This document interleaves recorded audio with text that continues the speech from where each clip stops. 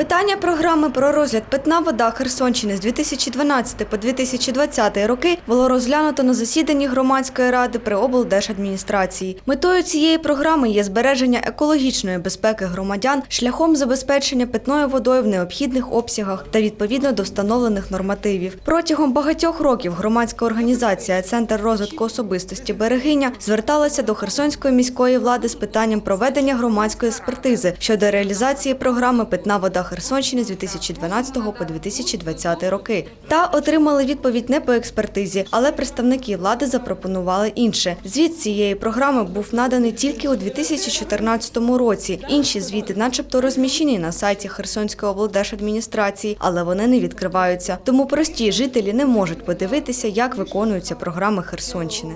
Ми звернулися вже до керівництва області з проханням. Звичайно, я задала питання, чому так. Вони кажуть, депутати ж розглядають і затверджують звіти, це зрозуміло.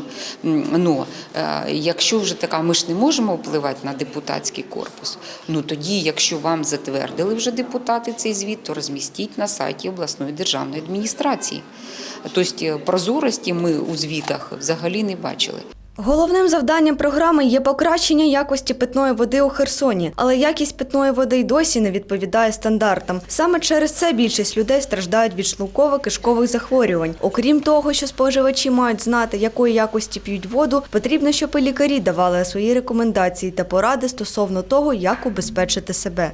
Треба нам наробити якісь такі рекомендації для людини. Або фільтри ставити, не тільки в школах. Треба, щоб люди розуміли. І робили вибір. Я хочу бути здоровим, я собі поставлю фільтри. Я не буду там витрачати гроші на щось таке, а буду здоровий. Бо дитина, вона в школі, де доочищують воду, вона там 5 годин, 6 годин. А далі вона приходить додому. І ми беремо воду в магазині.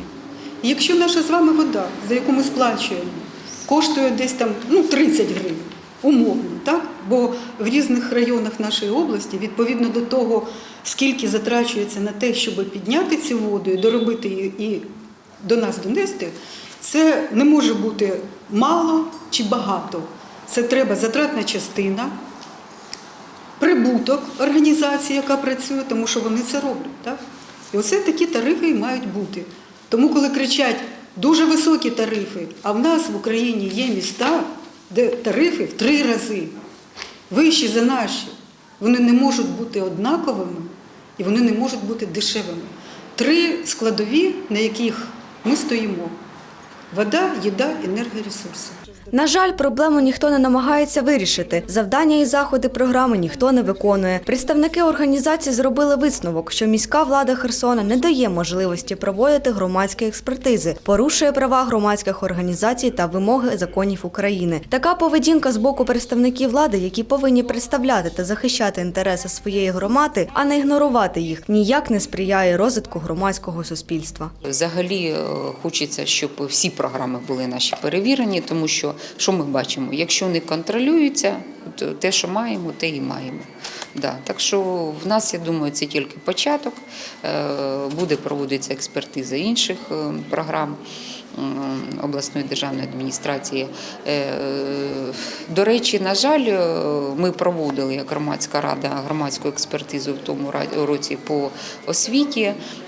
Не просто теж була сформована робоча група і проведена ця експертиза, але висновки, які були з робочою групою зроблені, вони не використані. І взагалі,